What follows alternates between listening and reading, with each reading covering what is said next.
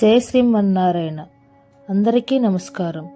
ఈ వీడియో చూసే ముందు ఒక్క లైక్ చేసి ఓం నమశివాయ అని కామెంట్ చేయండి.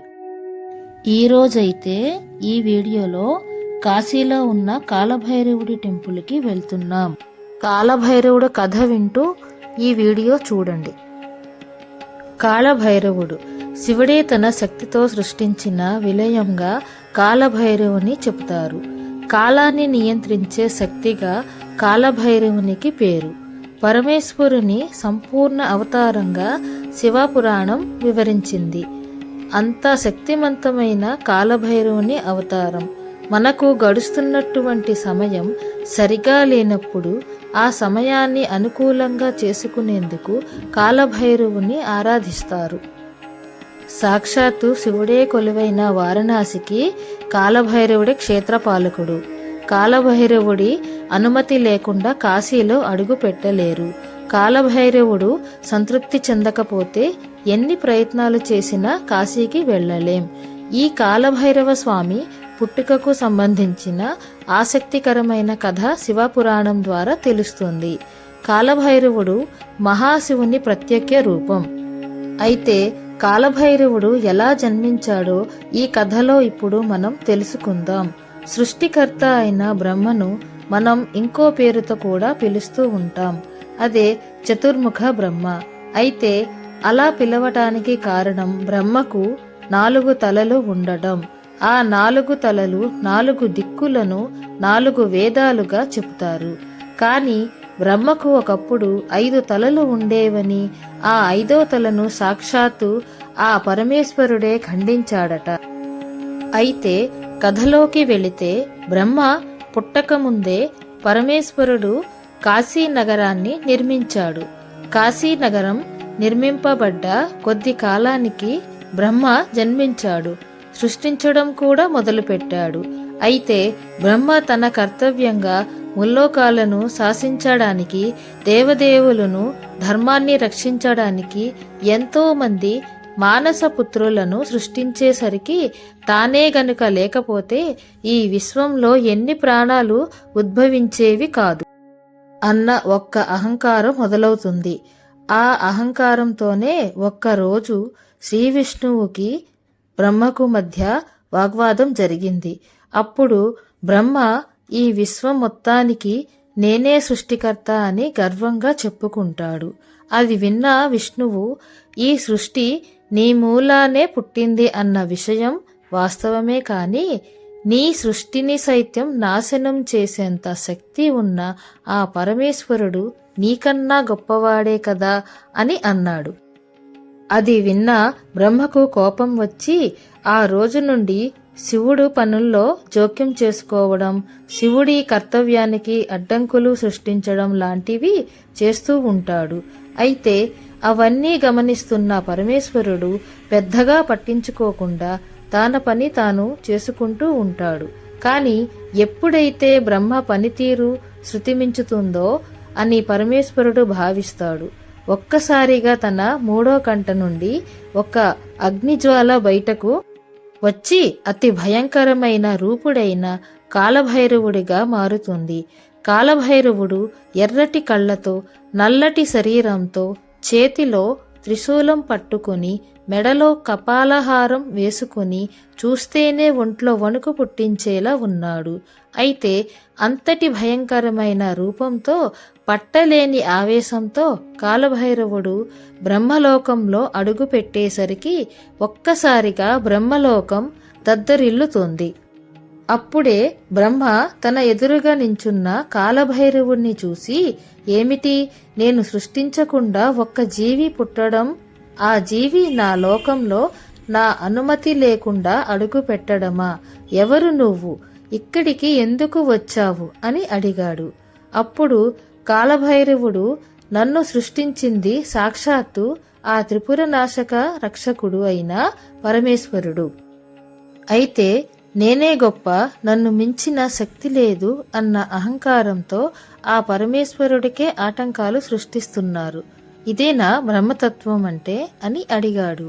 అది విన్న బ్రహ్మ, నేను లేనిదే భూమి లేదు, ఆకాశం లేదు, నేను లేనిదే జీవం లేదు, ప్రాణం లేదు, నేను లేనిదే స్వర్గం లేదు, నరకం లేదు, ఆఖరికి నేను లేనిదే దేవదేవులు లేరు, అసుర దానవులు లేరు. అలాంటప్పుడు నేను కాకపోతే ఇంకెవరు విశ్వానికి సృష్టికర్త అని అహంకారంగా సమాధానం ఇచ్చాడు. అది విన్న కాలభైరవుడు భగభగా మండుతున్న ఎర్రటి కళ్ళతో రుద్రరూపుడైన నీ అహంకారాన్ని ఎలా తొలగించాలో నాకు తెలుసు అని చెప్పి ఒక్కసారిగా తన చేతిలోని త్రిశూలాన్ని మెరుపు వేగంతో బ్రహ్మ మీదకు విసిరేశాడు. అయితే ఆ త్రిశూలం సరిగ్గా బ్రహ్మ అహంకారానికి కారణమైన 5వ తలకు తగలడంతో ఒక్కసారిగా ఆ తల గాలిలోకి ఎగిరి కాలభైరవుడి చేతికి అతుక్కుంటుంది. దాంతో ఆకాశం దద్దరిల్లుతూ ముల్లోకాలు కంపిస్తూ బ్రహ్మ అహంభావం తొలగిపోయి తాను చేసిన తప్పు ఏంటో తెలుసుకుని ఇకపై తాను విశ్వ ప్రయోజనాల కోసం మాత్రమే పనిచేస్తానని వ్యక్తిగతంగా అహంభావాన్ని ప్రదర్శించను అని వాగ్దానం చేస్తాడు. ఇక ఆ రోజు నుండి బ్రహ్మను చతుర్ముఖ బ్రహ్మ అని పేరుతో పిలవడం మొదలయ్యింది. అయితే అది విన్న కాలభైరవుడు తన కర్తవ్యం పూర్తయింది అని అర్థం చేసుకొని తిరిగి పరమేశ్వరుడి దగ్గరికి వెళ్ళిపోతాడు. కాని వెళ్లే దారిలో తన చేతికి అతుక్కొని ఉన్న బ్రహ్మ 5వ తలను విడిపించుకోవడానికి ఎంత ప్రయత్నించినా విడిపించుకోలేకపోతాడు.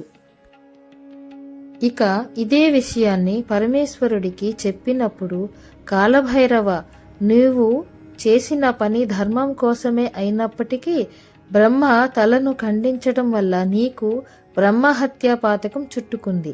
అందుకే బ్రహ్మ కపాలం నీ చేతికి అతుక్కుపోయింది. అయితే ఈ పాతకం తొలగిపోవాలి అంటే నువ్వు 14 లోకాలను సంచరించాల్సి ఉంటుంది అని చెప్పాడు.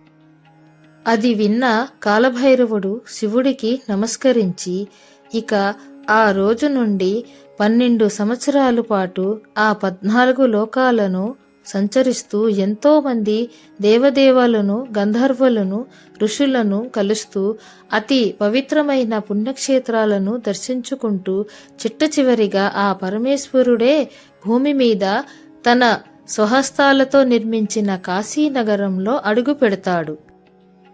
అంతే, ఒక్కసారిగా ఆకాశంలో ఉరుములు మెరుపులతో వర్షం మొదలై తన చేతికి ఉన్న బ్రహ్మ కపాలం నేలపై పడి బూడిదలా మారిపోతుంది.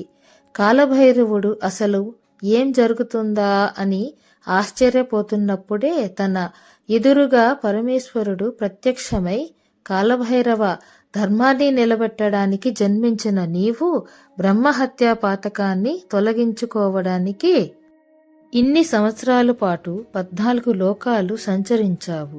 అందుకే ఈ క్షణం నుండి అవిముక్త క్షేత్రముగా పిలువబడే ఈ కాశీనగరానికి నిన్ను నేను క్షేత్రపాలకుడిగా నియమిస్తున్నాను. నీ అనుమతి లేనిదే ఆ యమధర్మరాజు కూడా ఈ కాశీలో ప్రవేశించలేడు.